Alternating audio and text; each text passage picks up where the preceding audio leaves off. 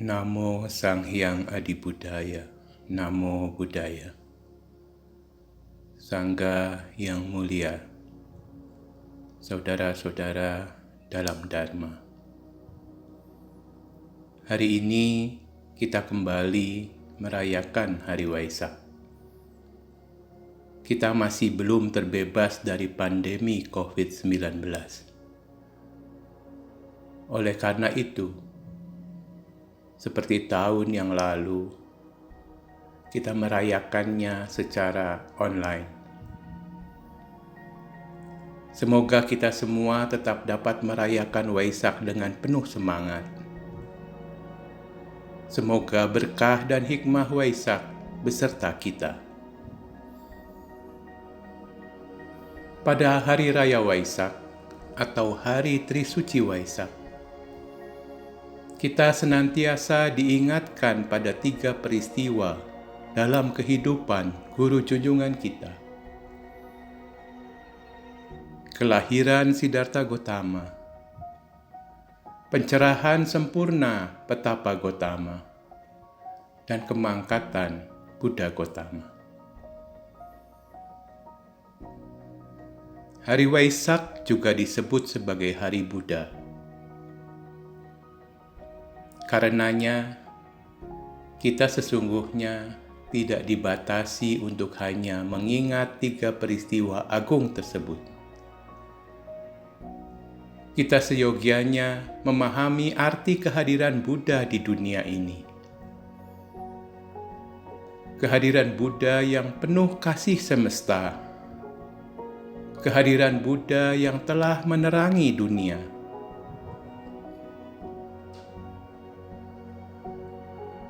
Ketika calon Buddha dengan tekun melangkah di jalur Bodhisattva, beliau tidak hanya bertekad untuk mencapai kebuddhaan bagi dirinya sendiri. Setelah menjadi Buddha, beliau juga begitu penuh perhatian kepada seluruh makhluk yang menderita di dunia ini.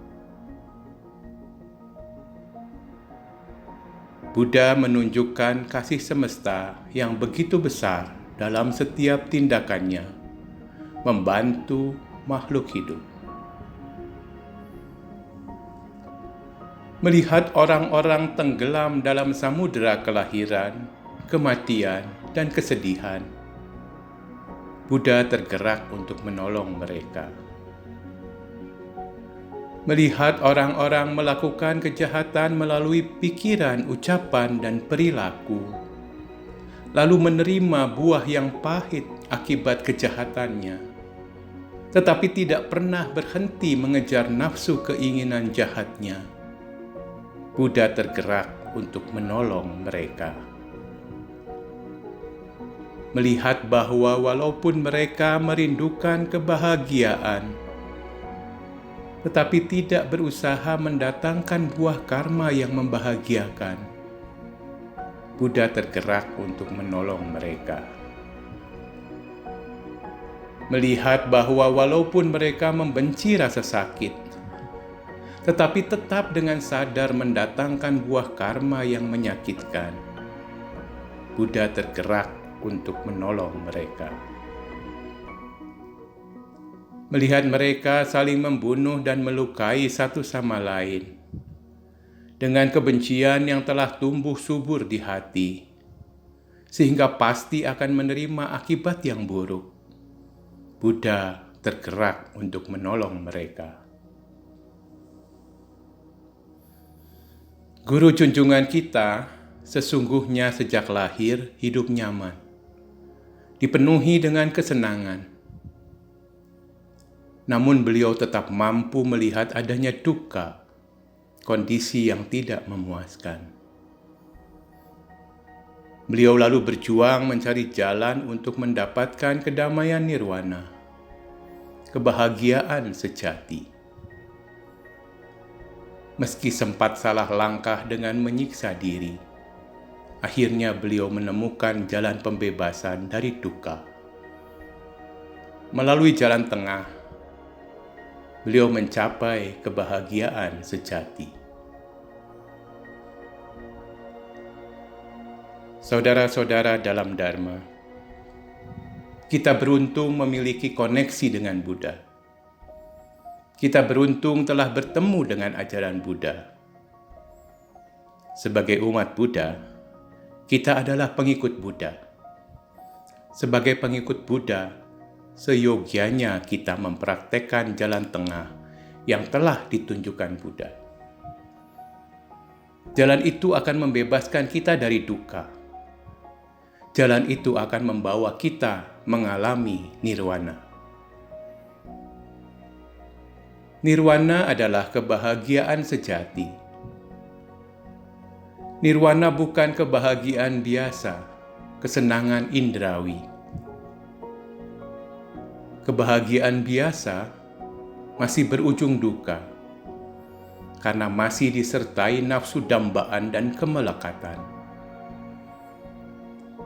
Adapun kebahagiaan sejati terjadi oleh karena kita berkesadaran penuh dan mengasihi semua yang lain. Sesungguhnya ketika kita berkesadaran penuh dan mengasihi semua yang lain, kita juga sempat mengalami kebahagiaan sejati. Namun, nirwana sesaat itu akan berakhir, manakala kita tidak lagi berkesadaran penuh dan tidak mengasihi semua yang lain. Ketika sinambung dalam sadar penuh dan kasih semesta, nirwana sesaat akan menjadi nirwana sepenuhnya.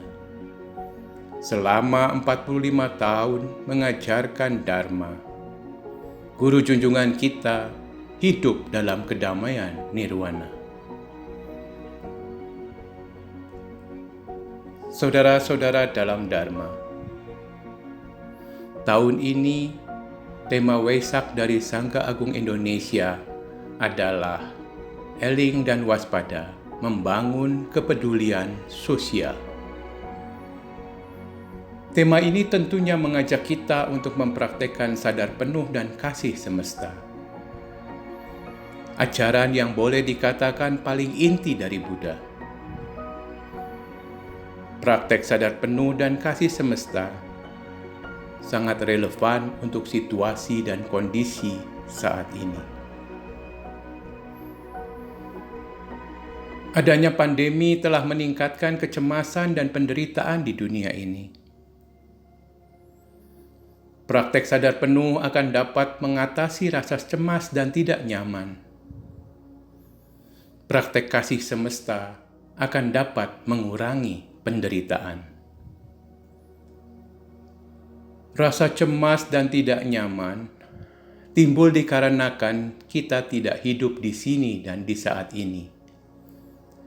Dikarenakan kita tidak berada dalam kekinian. Pikiran kita melayang ke masa lalu, masa sebelum ini, yang kondisinya tidak seperti saat ini. Pikiran kita lalu melakukan pembandingan, sehingga muncullah rasa cemas dan tidak nyaman dengan kondisi saat ini. Pikiran kita melayang ke masa depan, dan berdasarkan acuan dari masa lalu, kita membayangkan adanya kondisi yang nyaman di masa depan. Semakin kita terikat pada bayangan masa depan yang nyaman, maka kita pun semakin cemas dan merasa kondisi saat ini sungguh tidak nyaman. Oleh karena kita tidak hidup di saat ini, oleh karena kita mengenang masa lalu yang sudah lewat, serta membayangkan masa depan yang belum datang, maka kita menjadi cemas dan tidak nyaman. Kita dipermainkan oleh pikiran kita yang bergejolak. Buddha telah mengajarkan kita hidup berkesadaran penuh, untuk hidup di sini dan di saat ini, untuk menghentikan pikiran yang bergejolak, untuk mendapatkan kedamaian dan kejernihan. Apakah yang dimaksudkan dengan hidup di sini dan di saat ini? Maksudnya adalah kita setiap saat harus waspada terhadap kehidupan sehari-hari kita, terhadap apa yang sedang terjadi di dalam pikiran dan tubuh kita. Seringkali pikiran kita mengembara ke masa lampau atau ke masa mendatang. Jika kita tidak berkesadaran penuh, maka kita tidak bisa mengamati pikiran yang mengembara ini. Pemikiran akan masa lampau akan membangkitkan nostalgia di dalam diri kita dan merindukan kembalinya masa lalu yang menyenangkan. Ketidakpuasan dan kesedihan pun akan muncul. Pemikiran akan masa mendatang akan menuntun kita pada ketidaksabaran, pada harapan, dan pada kecemasan. Konsentrasi pada pekerjaan kita pun akan melemah. Akibatnya, kondisi batin kita akan memburuk. Dalam kasus yang ekstrim, orang-orang akan menggunakan obat penenang, penghilang stres, dan terapi penyembuhan. Oleh karena itu, kita harus hidup di sini dan di saat ini, agar kita bisa menyadari pikiran yang mengembara, agar kita bisa mengamatinya pergi ke masa lampau atau ke masa mendatang. Jika pemikiran itu tidak bermanfaat, maka kita bisa melepaskannya dan membawa pikiran kita kembali ke saat ini. Tentunya, untuk mampu demikian, kita harus telah berlatih dan menanamkan dengan baik keahlian sadar penuh ini.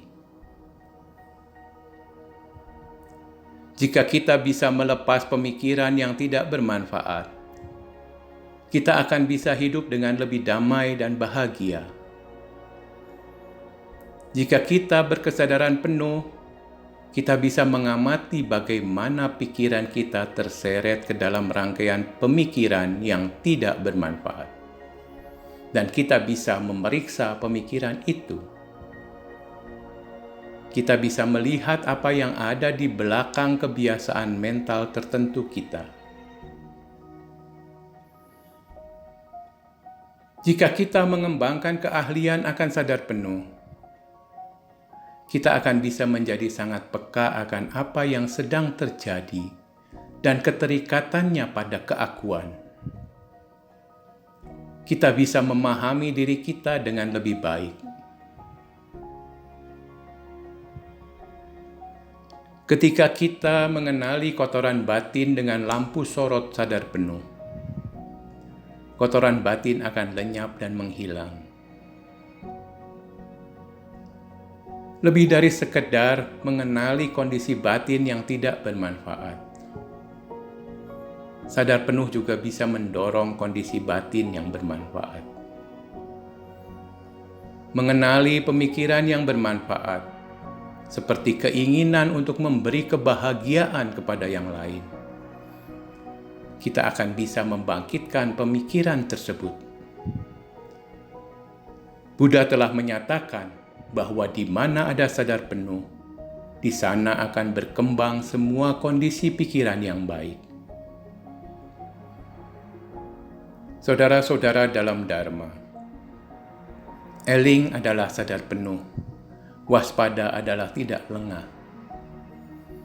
Kita sesungguhnya bukan tidak pernah merasa perlu untuk mempraktekkan sadar penuh dan tidak lengah.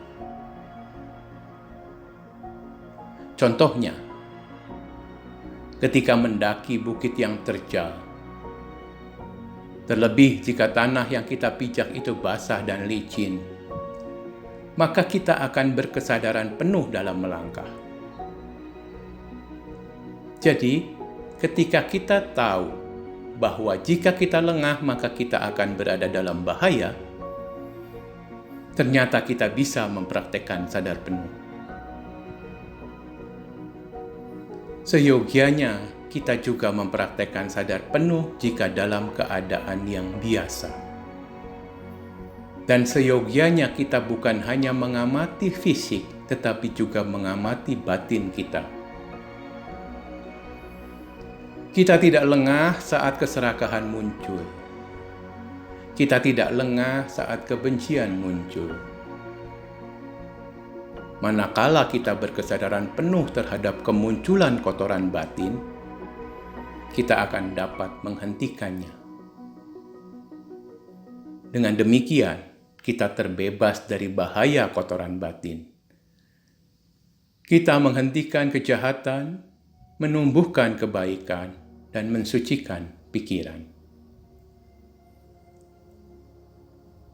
Oleh karena pikiran kita pada awalnya masih gemar mengembara, meloncat ke sana kemari sebagaimana seekor kera, maka kita perlu giat berlatih sadar penuh. Dalam Sutta Mahaparinibbana, Buddha memberi pesan kepada murid-muridnya. Para biksu, waspadalah. Selalu berkesadaran penuh dan laksanakan sila. Dengan tekad yang kuat, jaga pikiran kalian. Mereka yang dengan kewaspadaan melaksanakan dharma dan winaya akan pergi melampaui sengsara dan mengakhiri duka.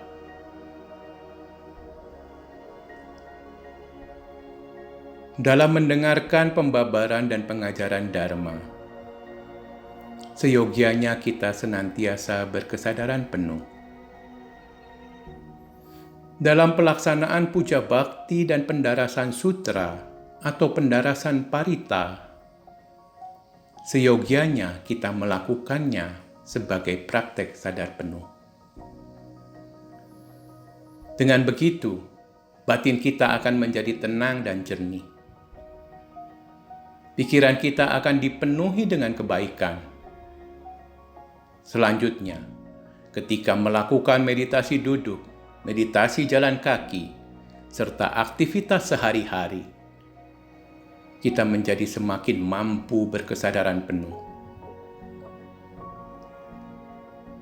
Dengan berkesadaran penuh, kita dapat menyadari nafsu dambaan dan kemelekatan kita yang berlebihan.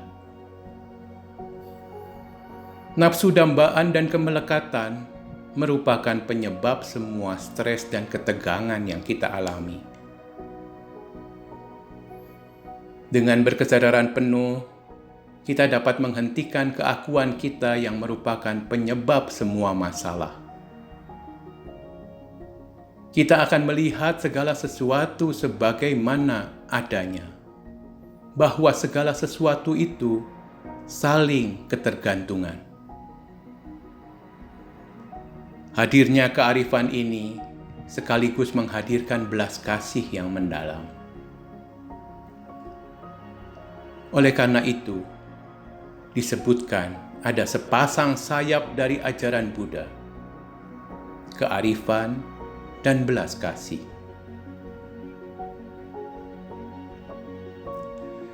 Duka yang seyogianya diatasi itu memang bukan hanya duka saya, bukan hanya duka Anda, tetapi duka kita bersama, duka sosial. Belas kasih akan membawa kita pada pembebasan dari keakuan, membawa pada kepedulian sosial. Doa kita sebagai umat Buddha yaitu semoga semua makhluk hidup berbahagia, bukan sekadar kata-kata indah belaka. Jika kita dipenuhi kasih, maka kita tidak lagi memiliki kebencian, sehingga kita dapat tetap tenang pada saat-saat sulit. Kita tidak akan membenci keadaan yang buruk, tetapi berupaya untuk saling mengasihi, saling menjaga satu sama lain. Contohnya untuk keadaan seperti saat ini, kita tentu akan saling menjaga dengan menjaga jarak aman dan mematuhi protokol kesehatan lainnya. Saudara-saudara dalam Dharma, guru junjungan kita memiliki kepedulian sosial yang tinggi, baik sebelum menjadi Buddha maupun setelah menjadi Buddha.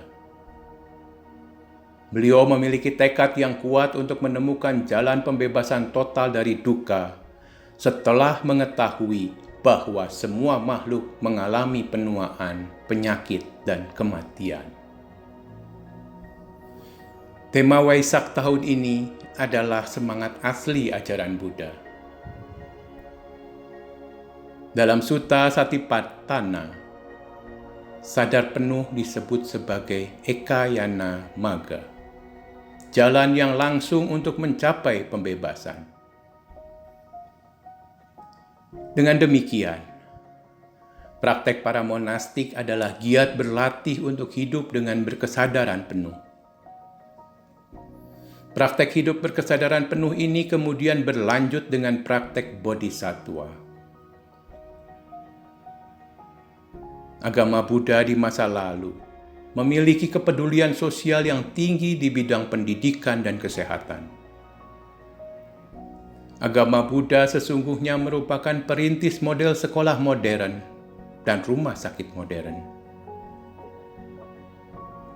Pada masa sekarang, semangat asli dari Buddha juga diperkuat dengan adanya sebutan Engaged Buddhism. Engaged Buddhism atau agama Buddha yang terlibat aktif sesungguhnya tidak lain adalah agama Buddha itu sendiri. Ketika Perang Vietnam di tahun 1960-an, para monastik sempat merasa harus memilih apakah tetap berlatih meditasi atau menolong para korban perang. Ini menyiratkan seolah-olah ada keterpilahan antara duka saya dengan duka pihak lain. Namun para monastik kemudian memilih keduanya, yaitu pergi menolong korban perang dengan tetap berlatih meditasi. Mereka menerapkan hidup berkesadaran penuh saat membantu para korban perang. Inilah ajaran Buddha yang utuh, karena duka yang harus dilenyapkan bukanlah hanya duka saya atau hanya duka pihak lain, tetapi duka semua, duka sosial. Untuk membantu orang-orang yang beragam, Buddha menggunakan upaya kausalya atau metode terampil. Bagi orang yang seperti ini, digunakan metode yang demikian. Bagi orang yang lain, dapat digunakan metode yang lain lagi. Dan seterusnya, beragam metode digunakan untuk orang-orang yang beragam. Jalan Buddha adalah jalan praktik, dan Buddha adalah pemimpin yang maha belas kasih sekaligus terampil dalam metode. Sebagai contoh, berkat belas kasih dan metode terampil Buddha, Biksu Culapantaka yang semula bodoh berhasil menjadi arahat. Biksu yang tidak cerdas ini diajarkan oleh Buddha untuk duduk menghadap ke matahari pagi, menggosok kain putih yang bersih, mengamatinya seraya merapalkan, bersih dari kotoran. Karena terus-menerus digosok, kain tersebut menjadi kotor oleh keringat. Berkesadaran penuh akan perubahan yang terjadi pada kain tersebut, Biksu Culapantaka dengan segera mendapatkan pengertian langsung bahwa segala sesuatu yang berkondisi itu tidak kekal. Mengetahui kemajuan pesat Biksu Culapantaka, Buddha lalu menggunakan kekuatan supranaturalnya. Beliau menampakkan diri seolah-olah duduk di depan Biksu Culapantaka dan berkata, "Nafsu dambaan, kebencian, dan delusi adalah kotoran batin. Para biksu seyogyanya membersihkan kotoran batin ini dan hidup penuh keyakinan tanpa kotoran." Biksu Culapantaka dengan semangat meneruskan praktek sadar penuhnya. Dalam waktu singkat, mata batinnya terbuka dan mencapai tingkat kesucian arahat.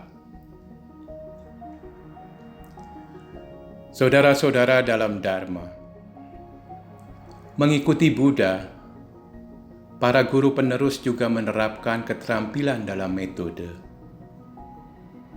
Upaya kausalya dilakukan agar orang-orang dapat terbantu untuk mempraktekkan ajaran yang paling inti dari Buddha, yaitu sadar penuh dan kasih semesta.